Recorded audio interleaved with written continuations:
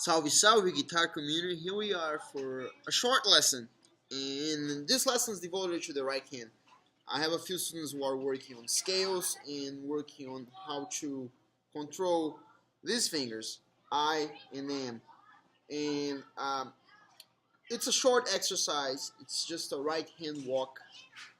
There's a moment in the lesson, one of the videos that I had a student, Luke, he came here on my shoulder and recorded with the camera a little bit of, so you get a little bit of the inside, so you can really see how you keep the movement of a fist going at all times. Okay, so with no further ado, let's go on a guitar journey together.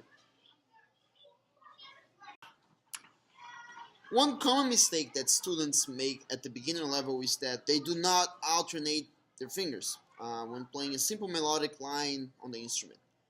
Regardless what style of music the student decides to pursue, this common rule that comes from classical guitar applies to other genres as well. The little exercise above that you already should start seeing the music shows a representation of a guitar walk. The goal is to learn how to freely walk your fingers across the strings. So in the next section of the video, I'm going to demonstrate the walk.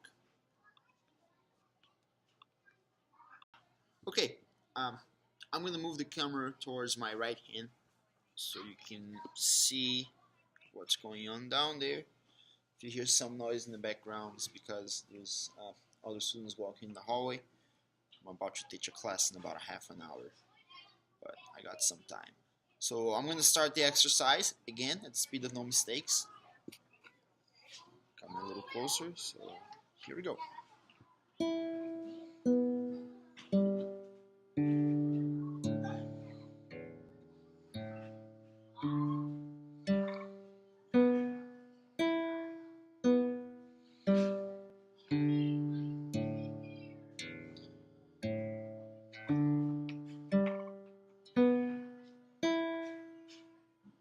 Before I go on, just a couple things to clarify. You might be wondering why my thumb is hanging out here. It's okay. I like it, and other guitarists use as well, kind of referring back to the idea of the arpeggios. Gives you a little more stability. You know, as long as you can make this movement, you're okay. You know. Of course, when you reach the sixth string and you have to use fingers I and M, the thumb must come out. But as soon as possible, if you would like, that's okay. Now, here's the second part of the exercise.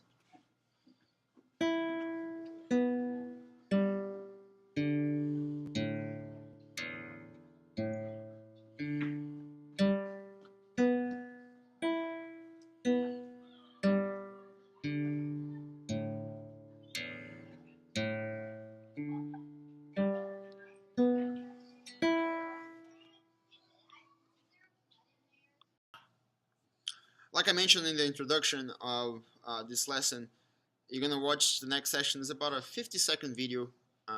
Last week I had a student that I was trying to demonstrate a concept for him of the technique of how when your finger is making this movement at any times, you should always be thinking the same way you're thinking the arpeggio, that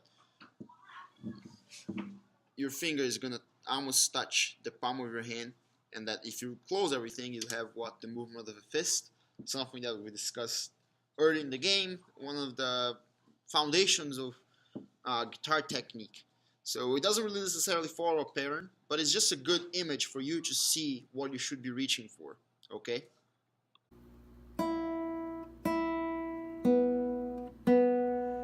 It's almost like my hand is touching the palm of my hand.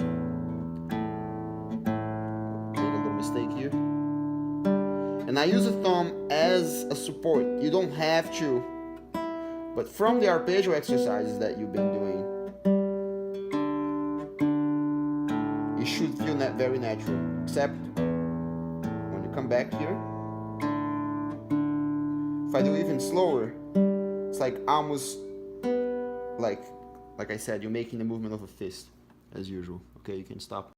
Now, just in case you're wondering why we're talking about right hand walk, what's the purpose of it? Purpose is simple, friends. I'm going to move my camera here one more time. When you're playing a single melodic line or a melodic line in general, you need to move. You know, it's not just about what's in here in the left hand. So, for example, if you're playing a scale,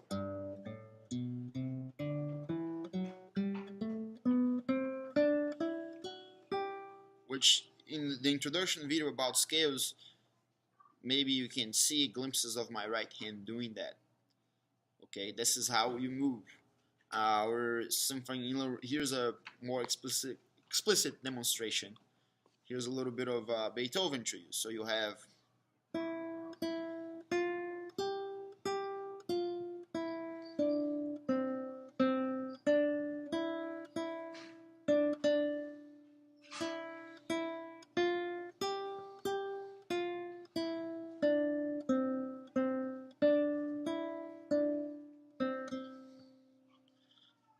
this is my pick, my guitar pick.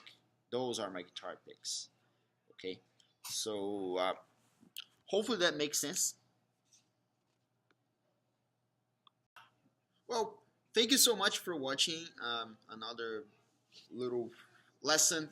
This one really specific to the point, only one exercise. We're talking about a right hand walk, okay, that will allow you to play single melodic lines in the instrument.